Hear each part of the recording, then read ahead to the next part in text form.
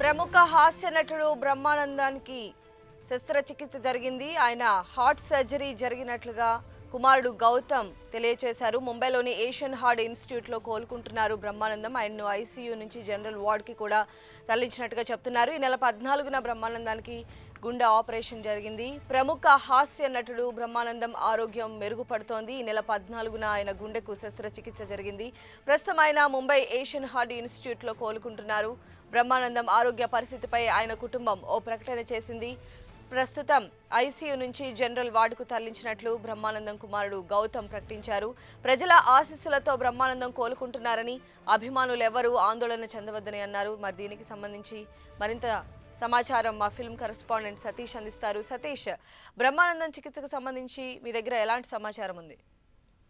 సంధ్య, ప్రముఖ హాస్య నటుడు పద్మశ్రీ బ్రహ్మానందంకి ముంబైలో గుండె ఆపరేషన్ జరిగిందనే వార్త తెలిసినప్పటి నుంచి ఆయన అభిమానులు, శ్రేయోభిలాషులు, సినీ పరిశ్రమకు చెందిన ఎంతో మంది ఎంతో కలత చెంది ఆయన ఆరోగ్య పరిస్థితిపై ఆరా తీయడం మొదలుపెట్టారు. ఈ నేపథ్యంలో బ్రహ్మానందం ఆరోగ్యం చాలా మెరుగ్గా ఉందని, ఎవరు ఎటువంటి ఆందోళన చెందక్కర్లేదు అని చెప్పేసి ఆయన తనయుడు గౌతమ్ కొద్దిసేపు క్రితం మనకు తెలియజేశారు.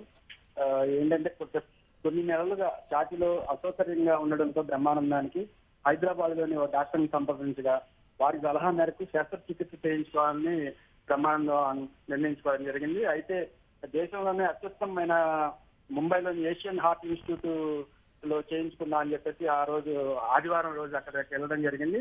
సోమవారం గుండె ఆపరేషన్ నిర్వహించారు సంజయ్.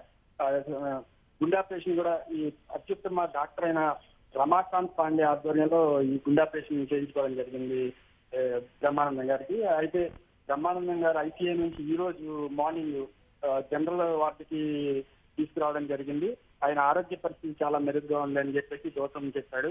అయితే అభిమానులు, శ్రేయోభిలాషులు అందరూ ఆశీస్సుల వల్లనే నాన్నగారి ఆరోగ్యం బాగుందని చెప్పేసి ఆయన చెప్పడం జరిగింది సంజయ్. రైట్ సతీష్.